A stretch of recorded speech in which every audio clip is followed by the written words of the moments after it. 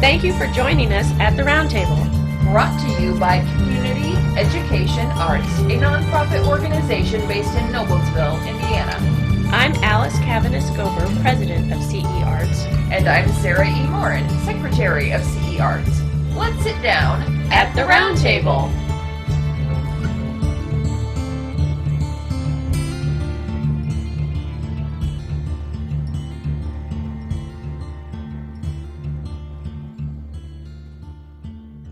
This is workshop 1 of the 2021 NICE project.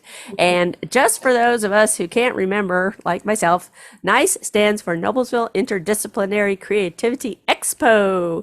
And it's where we pick 4 classic works of fiction. Usually, sometimes we've had poetry and different things, but we pick 4 books, and then we pick 4 standalone passages, one from each book. And throughout the project, we look at the books as a whole, the authors. We do a lot of diving deeply with our podcast discussions into the books. And then the workshops tend to focus on the passages. So we actually have 5 workshops. We have the first one tonight is the introductory one where we just kind of introduce the books, our 4 books. And then the rest of the workshops this year will be one for each book and passage from that book. So Sarah E., why don't you introduce our books to our listening audience, because they can't see the image that I have behind me in the Zoom.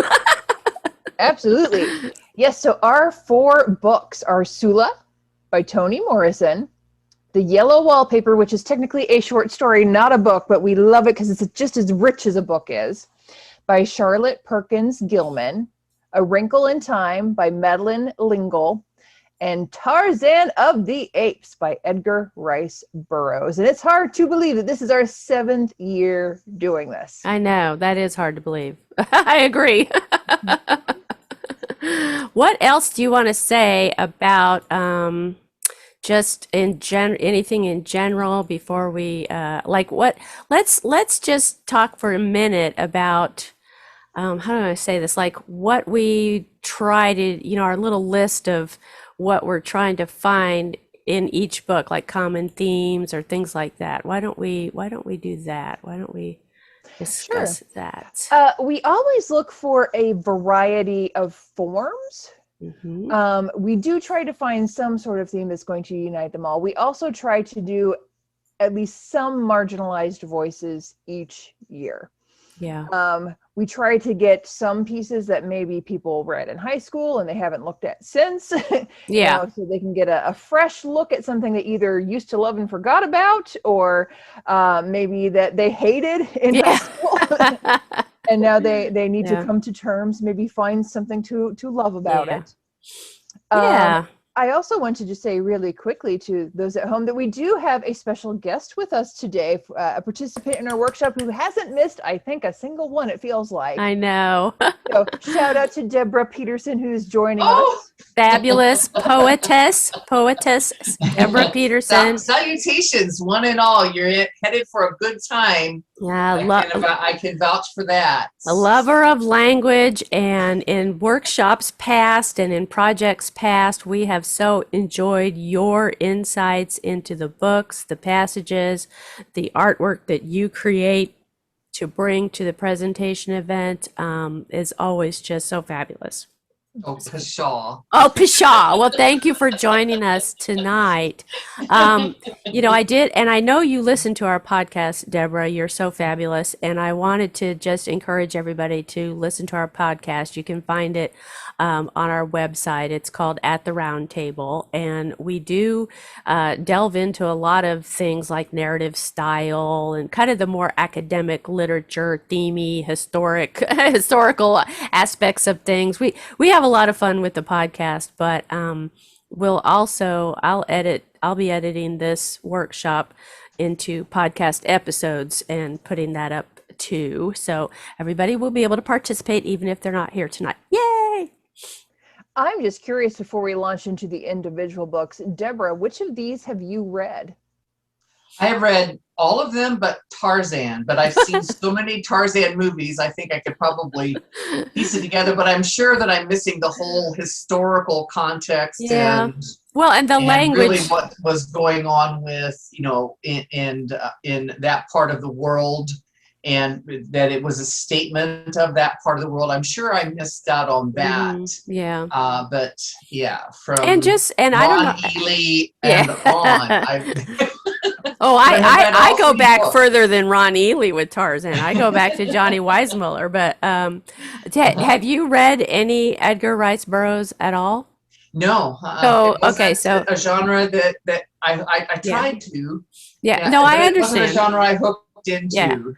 The Mhm. I think that of his writings, the Tarzan of the Apes, and especially that was a series he wrote of books, but especially this first book, I think the beauty of some of the language and some of his writing is so much more enjoyable than some of his other works. That's just a little personal feeling I have for this particular book. There are passages in it that I think are truly beautiful, despite the fact that it's a book full of problematic content, which we will get to in the fifth workshop, which will be about Tarzan of the Apes.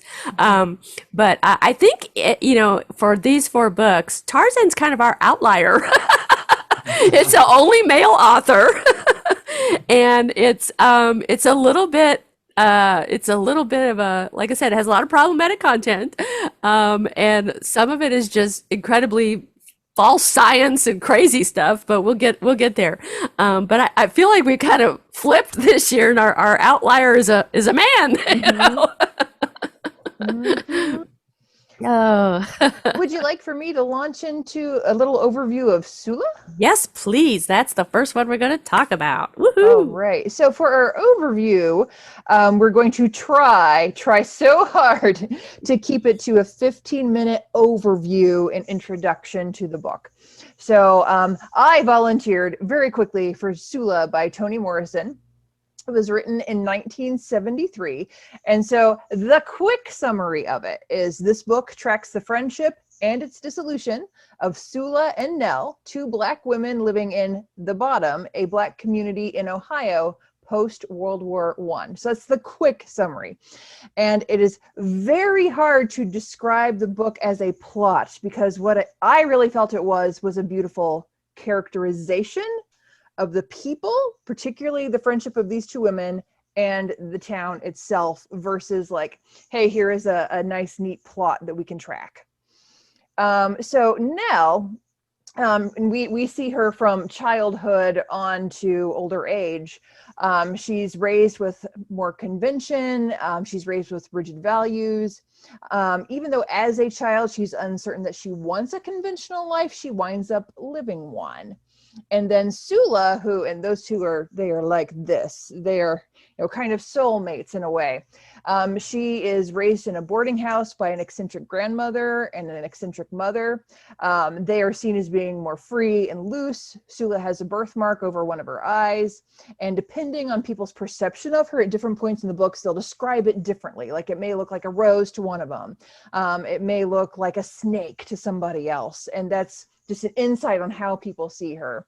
Sula's smart and impulsive. And after she graduates, she leaves the Bottom for 10 years, goes to college, lives an unconventional life, and then she comes back and she has no problem sleeping with everybody in town. And that really upsets the social order. So our friends become friends again, but because guess who Sula sleeps with? Nell's husband. Their friendship dissolves. Now, eventually they do temporarily reunite. And spoiler alert, at the end of it, after Sula has passed away fairly young, all these decades later, Nell discovers that, hey, I wasn't all that morally superior to Sula after all. We really were two halves of the same whole. And all this time I thought I was missing my estranged husband. It has not been him. It's been this best friend that I was never able to fully reconcile with. Yeah. That's a great summary. Yours is mine are, I gotta edit mine down as I talk, but oh, that's such a beautifully written book too. It really is. Absolutely. And the poetry of the language is why I really, not that it was a hard sell with you, but that's why I really pushed for us to do this, because it's Deborah, it's your kind of language where you just sit and you kind of simmer, you steep in the language. Mm-hmm. I walked away with a full belly of eating such good words and usage. I mean, I would call up my daughters and read to them sentences like, the view of the guy sitting at the bar and the way that his pointy two-colored shoes pointed at the floor, and it's just like, oh my God, how could someone go there? I mean, you felt it in all 5 of your senses, and it was like 2 lines on the page. Yeah, and every line on the page is like that almost. Yeah, full belly. It was a full belly book. And it captures, yes, the senses so well, but also the nuances of relationship.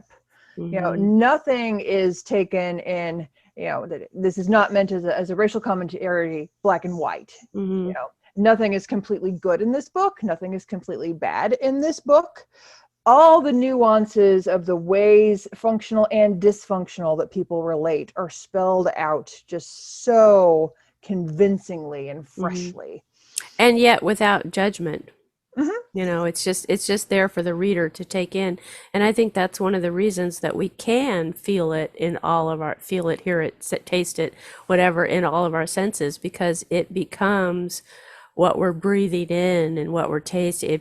It's because it's not a lecture or it's not judgmental. There's not like a good character, like you said. It's not black and white like that. It's very human. And Toni Morrison, genius. Yeah. And that's a beautiful transition let me talk to you about Toni Morrison. The discussion from workshop number 1 in the 2021 NICE project continues in our next At the Round Table episode.